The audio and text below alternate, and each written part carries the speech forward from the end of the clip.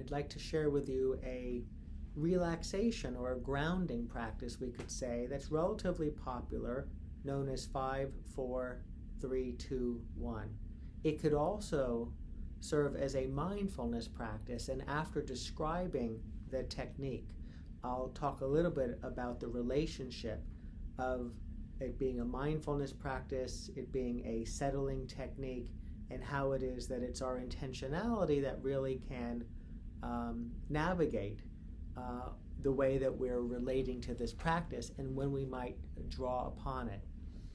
As a settling technique, as a short practice that's really intending to shift our relationship to our experience in the moment so that we're a little more relaxed, a little more settled, a little more grounded, this is the way it plays itself out. 5, 4, 3, 2, 1 refers to the number of objects in our environment that we're going to pay attention to for as little or as long as we'd like. It moves from what we see to what we hear, to what we can feel, to what we smell, to what we can taste. And in many ways, as you might imagine, that's a good order to go in terms of the number of objects that we're likely to find without having to go searching them out. So it really plays out like this. You're feeling a little bit, you say, oh good, I'll draw upon this relaxation practice. And then if you're able to, whether you're sitting or standing or laying down, it's entirely up to you and may just depend on where you are in the moment. You first look for 5 things that you can see in your environment. So right now I can see a photo of a group of people.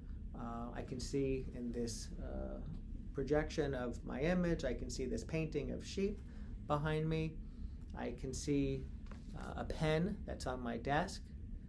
I see a cup, and I see the light above me. 5 things. And it's just a matter of turning your attention to 5 things that you can see in your immediate environment.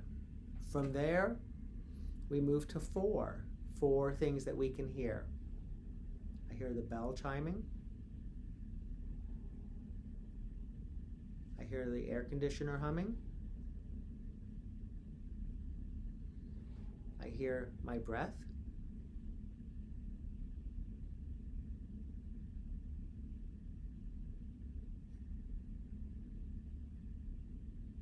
And I hear some water maybe moving through some pipes.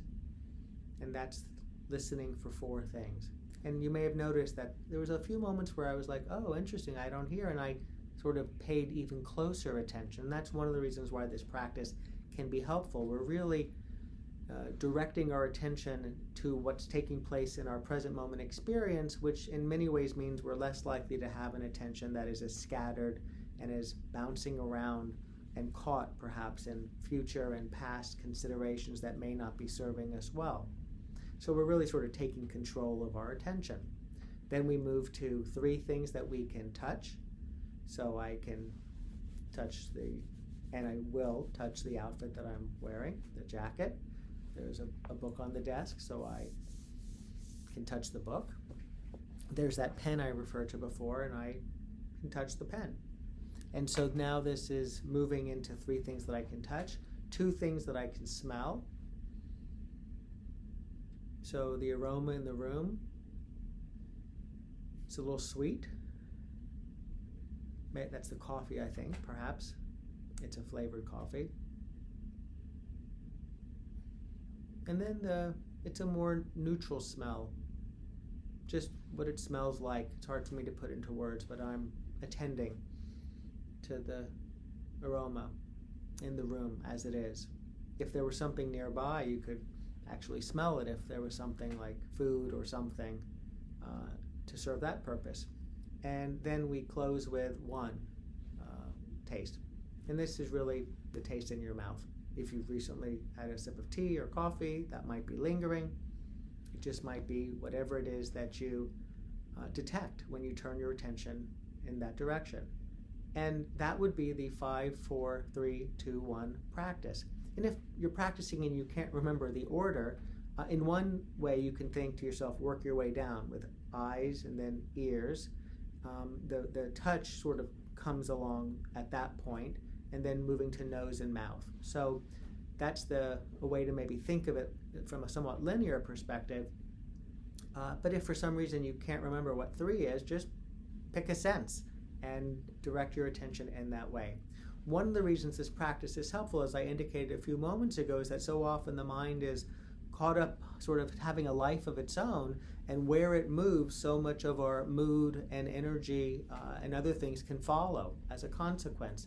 So because we're not always so attentive to where our attention is, this is an opportunity to say, hey, let me muster a little bit more facility with this faculty of attention, given how consequential it can be, and to move it in the direction of 5 things or 5 domains that are arising in the present moment.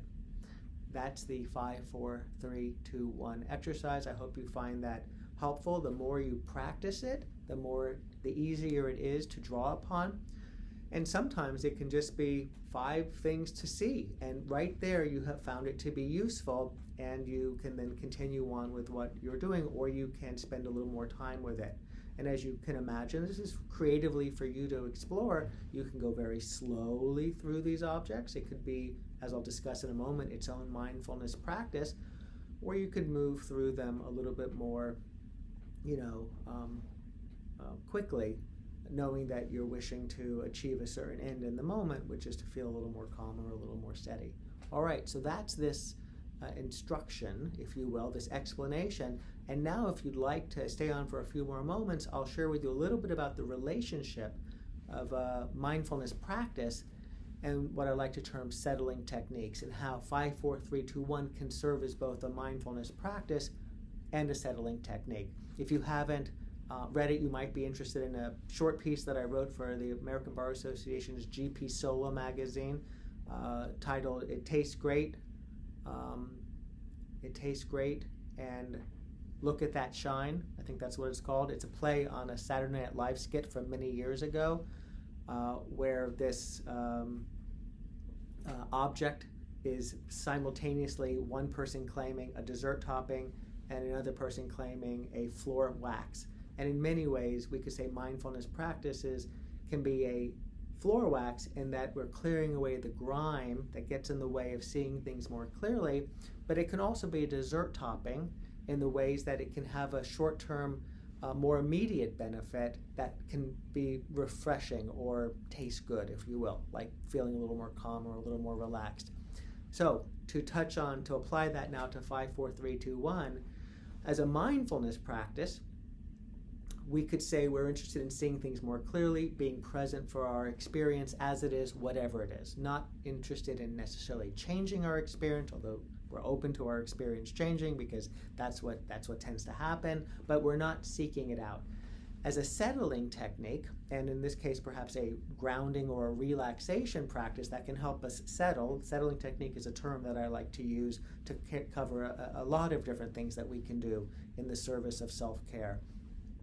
The settling technique in this case would be one in which we are turning to 5, 4, 3, 2, 1 to achieve a very specific end, which is to feel more relaxed, to feel more settled, like the dessert topping, as opposed to seeing things more clearly, being more present for our experience, because sometimes our experience isn't particularly pleasant, and the mindfulness invitation is to be present even for those moments that are not particularly pleasant. And therein lies, a discussion of the cultivation of resilience, etc.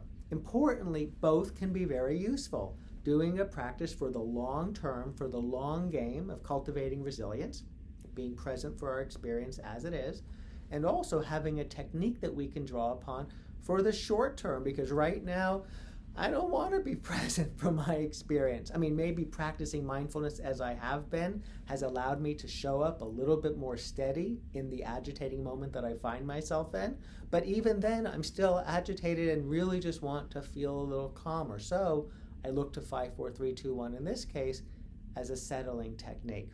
So what was just discussed was 5, 4, 3, 2, 1 as a settling technique. We turn to it because we have an interest in feeling more calm, feeling more relaxed, even if a little bit, right now. And by the way, if you do 5, 4, 3, 2, 1 and you try it out and it doesn't serve that purpose, then maybe it's not such a good technique in that regard. Find other techniques. There are many out there. But as a mindfulness practice, we can say, oh, I'm going to sit and I'm going to take a few slower, deeper breaths to just sort of get settled into a period of practice. And then look for 5 things and just slowly seek them out. And if you'd like, 6, 7, 8, but to just take it as an opportunity to be more attentive and more present as an end unto itself. And then to move from the things that we see to the things that we hear. Keep it to 4 if you'd like and go nice and slow, or slow as you'd like. Or after doing 4, perhaps saying, I wonder what else I can hear, and just sort of sitting for a few moments listening. Then move to 3 things that we can touch, and then perhaps more. Then move to 2 things that you can smell, perhaps more. And then 1 thing that you can taste. And you can move through that in a relatively structured way, so it keeps your attention sort of captivated, but you're choosing, you're doing it deliberately and intentionally. That's a very important part of this. If your mind should wander along the way, as it likely will from time to time, you bring it back to wherever it is that you are in that movement across the sensory experiences. And then when you finish, to sit for a few moments or to close the practice. And so this is how the same technique, the same practice, can serve either as a calming, settling technique or as a mindfulness practice. And really it's the intentionality we're bringing to it. What is our intention? What is the aspiration in that moment or in those moments? And because it really looks the same, this is a nice reminder of the ways that we can distinguish a mindfulness practice, which may or may not feel so comfortable, given what's going on, and a relaxation or a settling technique, which is intended to help us feel more comfortable, and how it is that this particular technique, as with many forms of practice, can be double duty, right? Every time you practice it as a settling technique, you're reinforcing it as a mindfulness practice, and you're getting a little mindful awareness time. And every time you practice it as a mindfulness practice, you're also getting in and reinforcing its utility when you look to it as a settling technique. I hope you find this helpful. 5, 4, 3, 2, 1.